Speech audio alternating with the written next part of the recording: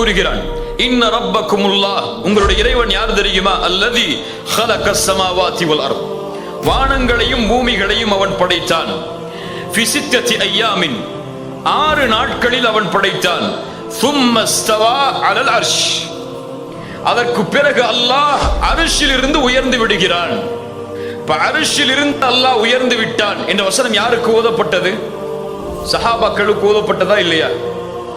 எதிலும் கேள்வி கேட்டு தெளிவு பெறக்கூடிய அந்த சமூகம் ரசூலுல்லாஹ்ட்ட, யா ரசூலல்லாஹ், அல்லாஹ் உயர்வான அரிசில் இருந்து எப்படி யா ரசூலுல்லாஹ்னு கேட்டாங்களா? அப்படி அரிசி மேல அல்லாஹ் உயர்த்திருந்தனால அவனுக்கு ஒரு வடிவம், ஒரு உருவத்தை கொடுத்த மாதிரி 1000 ரசூலுல்லாஹ்னு சொன்னாங்களா? இப்போ இல்ல. இப்ப சஹாபாக்கள் அந்த விஷயத்தில் கேள்வி கேட்கவில்லை என்றால், இது போன்ற வசனங்களில் கேள்வி கேட்காமல் இருப்பது அக்கீதா. சஹாபாக்கள் அதில் சிந்திக்கவில்லை என்றால், இது போன்ற விஷயங்களில் சிந்திக்காமல் இருப்பது அக்கீதா.